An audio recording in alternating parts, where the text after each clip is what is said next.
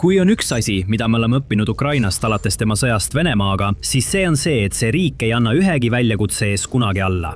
Isegi näiliselt ületamatute raskuste ees tõuseb Ukraina püsti.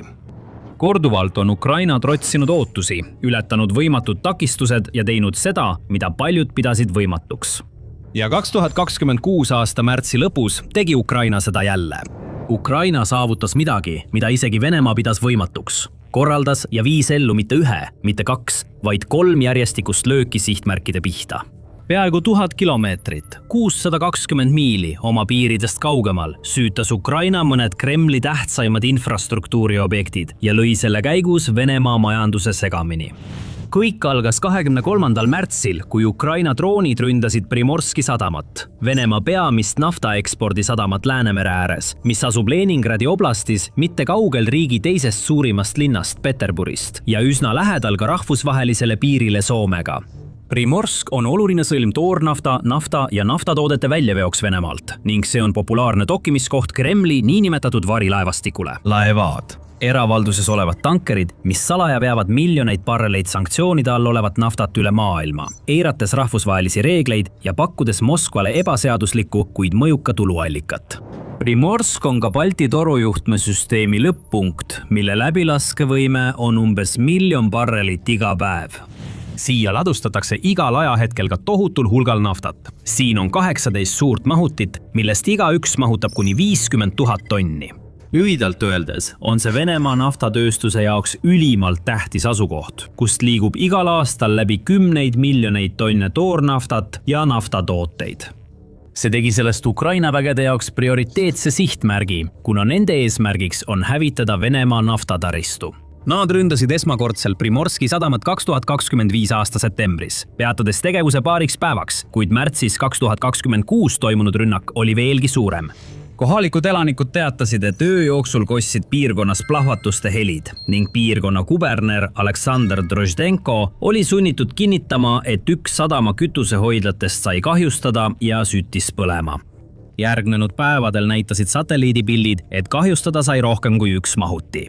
Vähemalt 8 neist kinnitati, et vähemalt 8 neist sai kahjustada, tulekahjud levisid kogu territooriumil ning tuletõrjujad võitlesid mitu päeva, et olukord mingilgi määral kontrolli alla saada.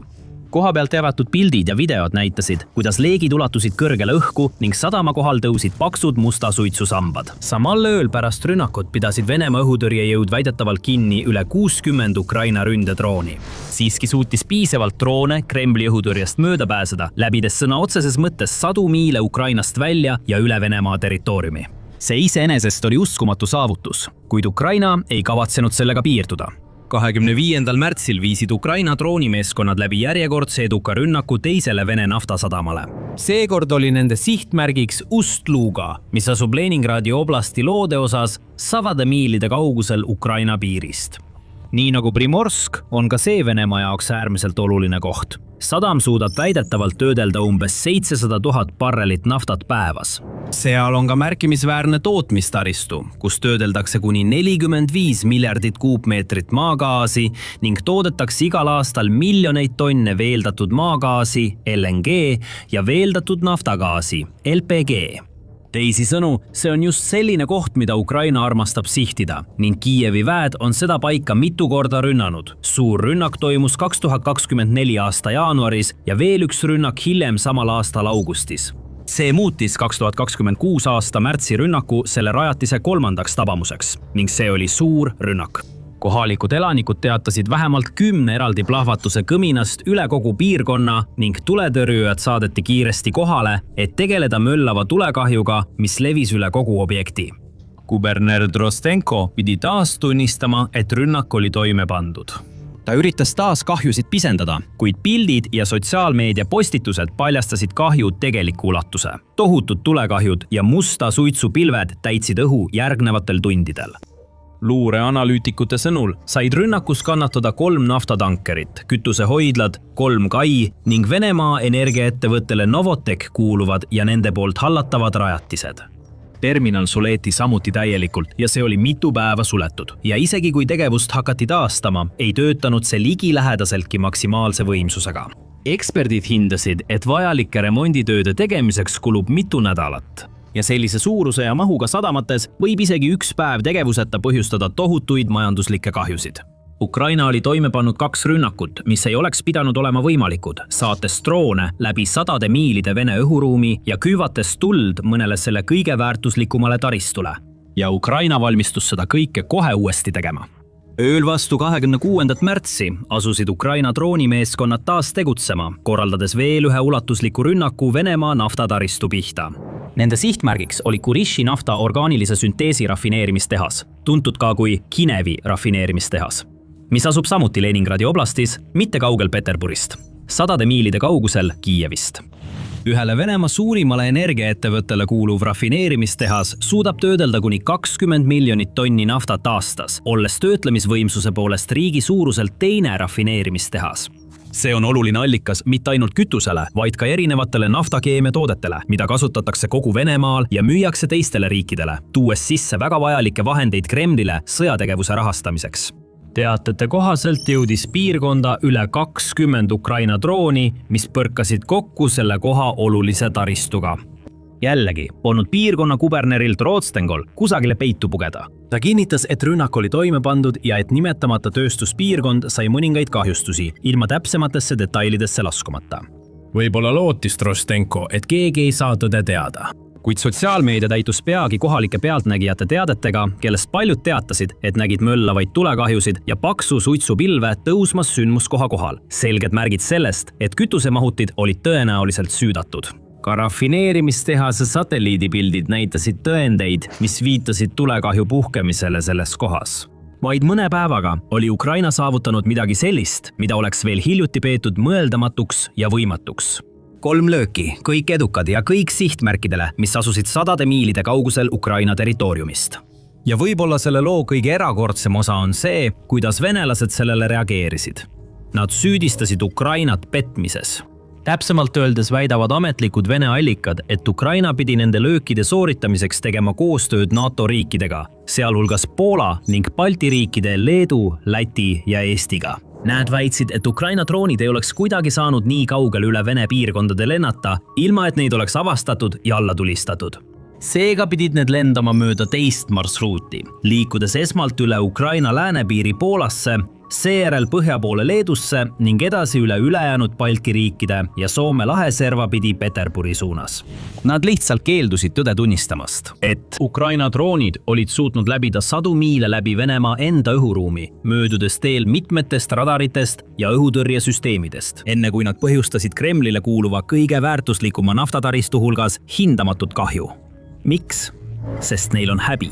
Venemaa on kaua toetunud arusaamale, et ta on üks maailma võimsamaid sõjalisi jõude, et tema õhutõrjesüsteemid on ühed parimad, mis kunagi olemas olnud, et tema territoorium on läbimatu ja infrastruktuur nii hästi kaitstud, et sinna lähedalegi pääsemiseks oleks vaja tõelist imet, rääkimata selle kahjustamisest või hävitamisest.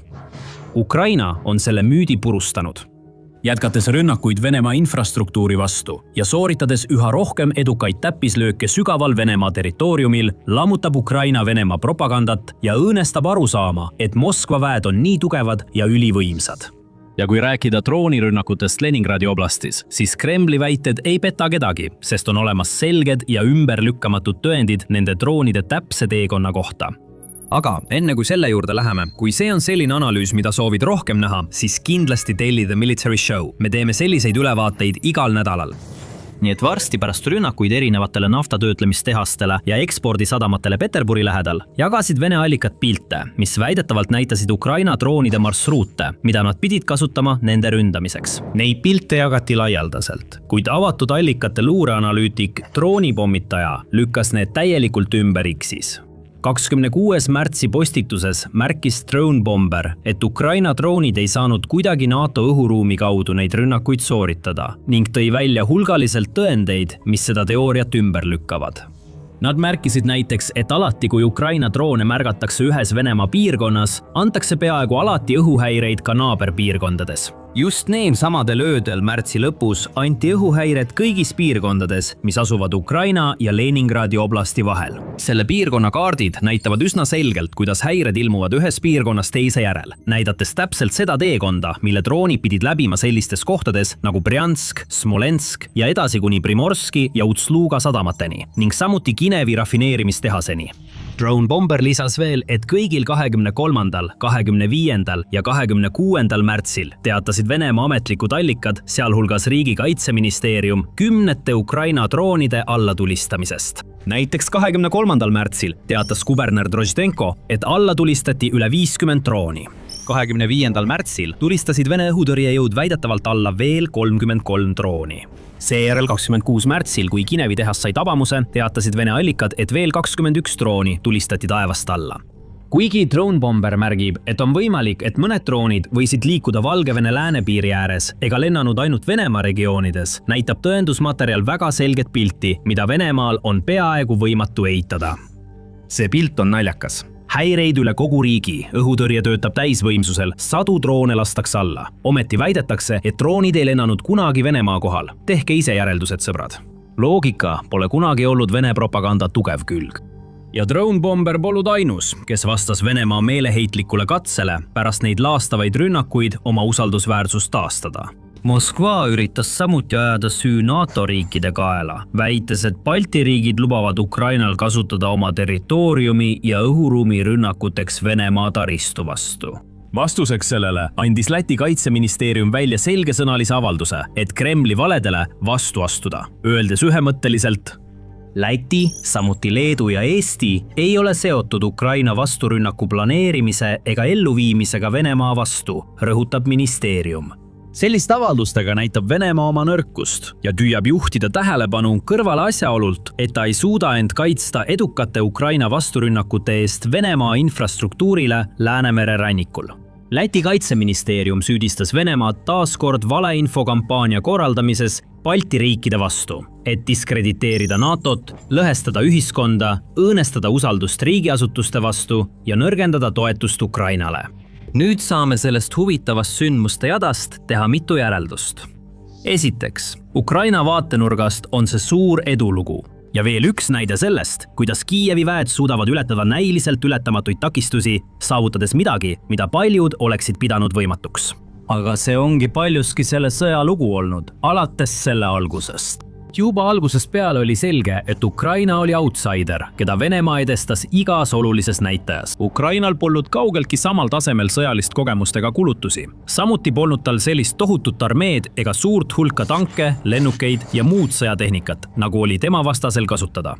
Tõepoolest, võimalused tundusid Ukraina vastu nii tugevalt, et isegi mõned kõige optimistlikumad sõjaanalüütikud kartsid, et Kiiev võib langeda juba esimeste nädalate jooksul ning paljud ootasid, et Ukraina kaitse murdub Vene sõjamasina tohutu jõu ja intensiivsuse all. Nagu me nüüd teame, seda ei juhtunud. Kaugel sellest, et murduda või alla anda, tõusid Ukraina väed üles, et vastu astuda näiliselt võimatule väljakutsele, mis neid ees ootas. Nad kaevusid sisse, kaitsesid oma maad ja hakkasid vastulööke andma, saavutades ühe uskumatu võidu teise järel.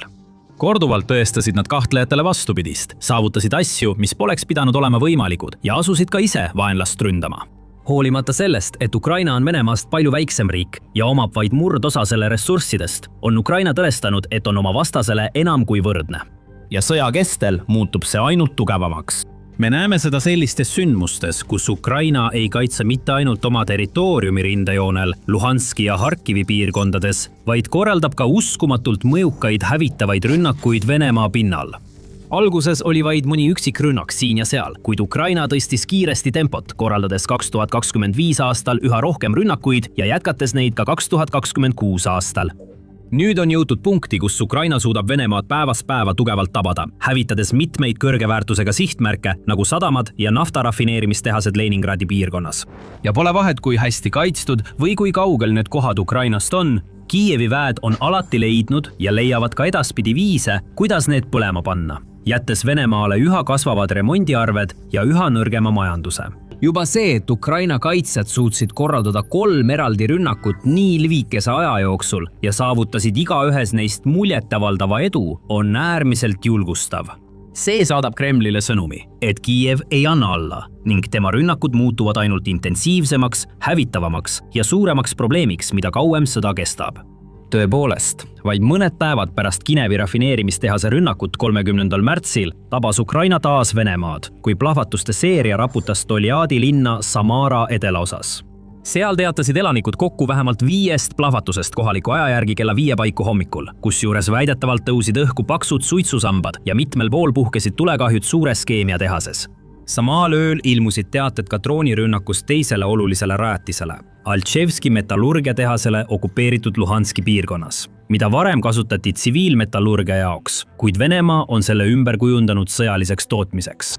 Tehases teatati ulatuslikust tulekahjust, kuna Kremli õhutõrje ei suutnud taaskord õhust lähtuvat ohtu tõrjuda.